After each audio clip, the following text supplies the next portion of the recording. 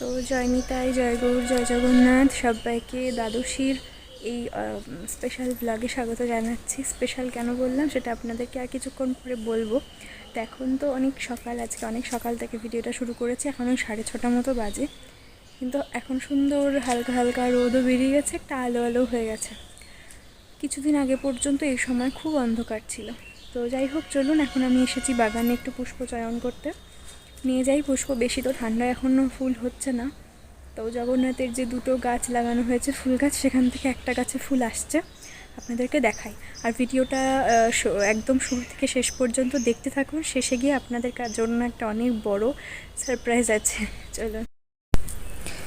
এই দেখুন এই গাছটা, এটার নাম যতটা সম্ভব আমাদের বলেছিল চন্দ্রপ্রভা এই গাছটার নাম। তো ফুলগুলো এরকম হয়, মাইকের মতন দেখতে হয়, হলুদ হলুদ। তো এখানে এখন 2-3টে করে ফুল হচ্ছে আর কি। চলুন এই দুটো ফুলই নিই, আর কি করব। তো কিনে এনে ফুল দেওয়াচ্ছে বা বাজার থেকে এনে ফুল দেওয়াচ্ছে, কিন্তু নিজের বাগানে যদি অল্প ফুলও হয় সেটা দিতেও কিন্তু একটা আলাদাই আনন্দ। নিজের হাতে চয়ন করে ভগবানকে দেওয়ার একটা আলাদাই আনন্দ। আর আজকের ভিডিওটা আমি কেন বললাম যে স্পেশাল হতে চলেছে, সেটার কারণ হলো আজ তো দ্বাদশী, সকাল সকাল জগন্নাথের ভোগ রন্ধন শুরু হয়ে গেছে এখন থেকে। কেননা আমরা আজ তাড়াতাড়ি জগন্নাথকে ভোগ দিয়ে একটুখানি যাব, কারণ কানাই বলাইকে তো আপনারা সবাই চেনেন। তো কানাই বলাইকে আমরা আনতে যাব। তারা কিছুদিন আসবে, থাকবে এখানে। তো জগন্নাথের বাড়িতে, জগন্নাথের স্মরণে তারা থাকবে, তো তাদেরকে আনতে যাব।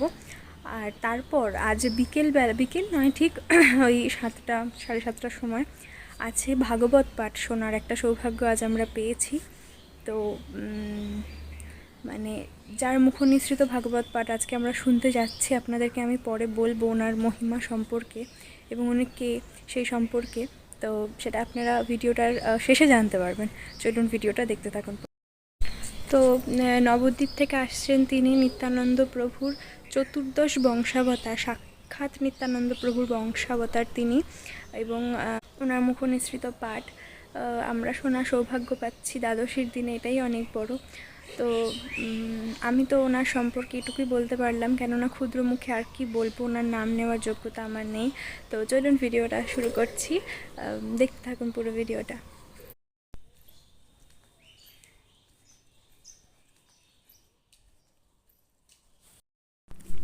তো আজকের সেবা হয়ে গেছে দ্বাদশীর, আপনারা এখন প্রসাদ দর্শন করুন। আজ অন্ন, আর যেহেতু দ্বাদশী তাই জন্য শাক করা হয়। তো এখানে পালং, আলু, বেগুন, বড়ি, ডাঁটা দিয়ে রসা, আর এখানে হলো সয়াবিনের রসা।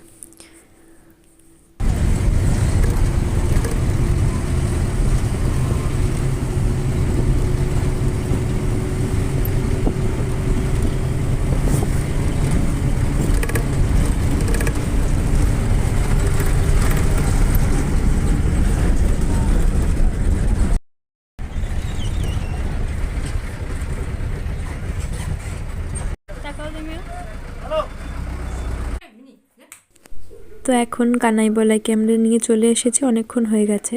আর এখন আমরা যাচ্ছি ভাগবত পাঠে। তো এখন ঘর থেকে আমরা বের হচ্ছি, তাই জন্য আপনাদের সাথে তো কানাই বলাই যে এসেছে সেটা শেয়ার করাই হয়নি। আসার পর থেকে একটুখানি ব্যস্ত হয়ে পড়েছিলাম। এখন অনেকটাই রাত হয়ে গেছে, বেরোতে বেরোতে ওই 7:30 8টা মতো বাজে। তো এখন আমরা বের হচ্ছি। আর এই দেখুন এখানে একটা শিব মন্দির আছে আমাদের এই মাঠে, যেহেতু আর মানে 2 দিন পরই শিবরাত্রি, তো তার জন্য সুন্দর ডেকোরেশন হয়েছে। আর এই যে কানাই বলাই যাচ্ছে।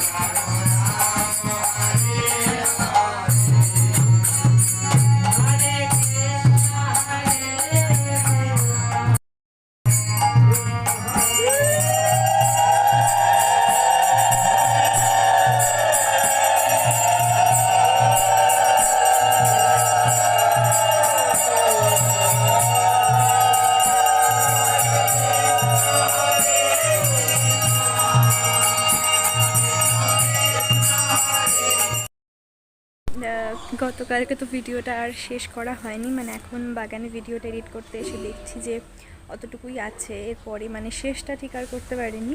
তো গতকাল তো কোনো আনন্দের সীমা ছিল না। আমরা ভাগবত পাঠ শুনতে গেছিলাম এবং কি বলবো, মানে আপনারা, আমি পুরো ভিডিও আমি করিনি, আমি অল্প অল্প করেছি। আমরা পুরো পাঠটা শুনতে আসলে পারিনি, মানে আমরা অনেকটাই শুনেছি, তারপর আমরা চলে এসেছিলাম যেহেতু অনেকটা রাত হয়ে গেছিলো এবং সেখান থেকে ফিরতেও হতো, আমাদের মানে বাড়ি অনেকটা দূরেই ছিল, তো তার জন্য আমরা চলে এসেছিলাম।